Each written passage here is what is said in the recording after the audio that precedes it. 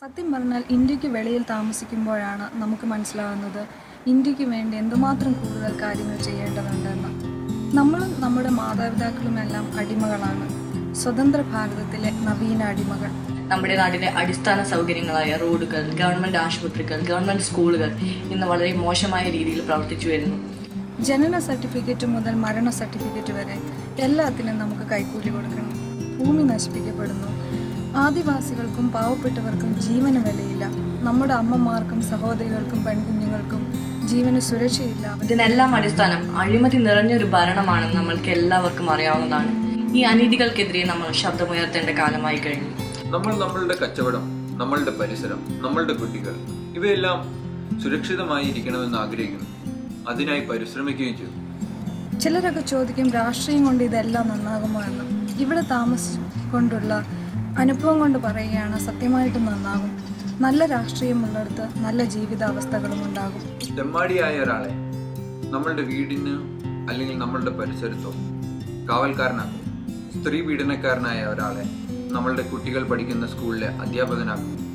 നമ്മൾ ദിവസവും കേൾക്കുന്ന TP വധക്കേസ്, സോളാർ അഴിമതി കേസ് എല്ലാം ചെന്നെത്തുന്നത് പ്രമുഖരായ രാഷ്ട്രീയ നേതാക്കളിലാണ്. ഇതുപോലുള്ള സ്ത്രീ പീഡകരെയും തെമ്മാടികളെയും ഗുണ്ടകളെയും കൊലപാതകികളെയും നമ്മൾ നമ്മളുടെ നാട് അല്ലെങ്കിൽ രാജ്യം ഭരിക്കാനായി നമ്മൾ തിരഞ്ഞെടുത്തു വിടുന്നു. സ്വാതന്ത്ര്യത്തിന് വേണ്ടി നാം ഒരുപാട് രക്തമൊഴുക്കി, ഓരോരോ അവകാശങ്ങൾക്ക് വേണ്ടി നാം ഒരുപാട് രക്തമൊഴുക്കി. അവസാനം നമ്മൾ എവിടെയാണ് വന്ന് നിൽക്കുന്നത്? ഒരു സൈഡിൽ അഴിമതി, മറ്റേ സൈഡിൽ അക്രമ രാഷ്ട്രീയം. ഇവർ എങ്ങനെയുള്ള നിയമങ്ങളുമാണ് നമുക്ക് വേണ്ടി ഉണ്ടാക്കാൻ പോകുന്നത് പോലും നമ്മൾ ഒരിക്കലും ആലോചിക്കാറില്ല. നമ്മുടെ കൊച്ചു കേരളത്തിനും ഒരു രാഷ്ട്രീയ മാറ്റത്തിന് സമയമായി കഴിഞ്ഞിരിക്കുന്നു. ഇവിടെയാണ് ആം ആദ്മി പാർട്ടിയുടെ പ്രസക്തി. ഇത് നമുക്കൊരു മൂന്നാം മുന്നണിയാണ്, ഒരു പുതിയ മുന്നണിയാണ്. സാമ്പത്തിക സുതാര്യത ആദ്യമായി പറയുന്ന ഒരു പാർട്ടി. കള്ളന്മാരെയും ക്രിമിനലുകളെയും പാർലമെന്റിലേക്കും അസംബ്ലിയിലേക്കും ടിക്കറ്റ് കൊടുത്ത് വിടില്ല എന്ന് ആദ്യമായി പറയുന്ന പാർട്ടി. നിങ്ങൾ വോട്ട് തരൂ, അധികാരം തിരിച്ച് നിങ്ങളുടെ കയ്യിലേക്ക് തരാമെന്ന് പറയുന്ന ആദ്യത്തെ പാർട്ടി. ഒരുപാട് അഴുക്ക് നിറഞ്ഞിരിക്കുകയാണ്. നമ്മൾ ചൂലെടുക്കേണ്ടതുണ്ട്. സത്യസന്ധമായ ഒരു പാർട്ടിയെ വോട്ട് ചെയ്ത് വിജയിപ്പിച്ച് അധികാരത്തിലെത്തിക്കേണ്ടതുണ്ട്. ഈ ആം ആദ്മി പാർട്ടിയാണ് എൻ്റെ പ്രതീക്ഷ, നാടിനെ കുറിച്ചുള്ള എൻ്റെ പ്രതീക്ഷ. ഈ ഒരു പ്രവാസി എന്ന നിലയിൽ എനിക്ക് വോട്ട് ചെയ്യാനായിട്ട് പറ്റുകയില്ല. എങ്കിലും എനിക്ക് നിങ്ങളോട് അപേക്ഷിക്കാനുള്ളത് ഇതാണ്: ഞങ്ങൾക്ക് വേണ്ടി വോട്ട് ചെയ്യുക.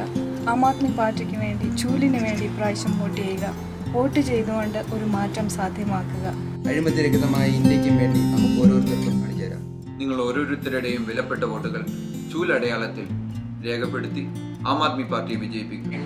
ഇതിനുവേണ്ടി നമുക്ക് ഒരുമിച്ച് ആം ആദ്മി പാർട്ടിക്ക് വേണ്ടി ചൂലടയാളത്തിൽ വോട്ട് രേഖപ്പെടുത്താം. 100% സാക്ഷരത നേടിയ നാടായ നമുക്ക് ഒരുമിച്ച് ഒരു മാറ്റം സാധ്യമാണ്. മാറ്റണം, നമ്മുടെ നാട് മാറ്റണം. നമ്മുടെ നാട് നമുക്ക് തിരിച്ചു പിടിക്കണം.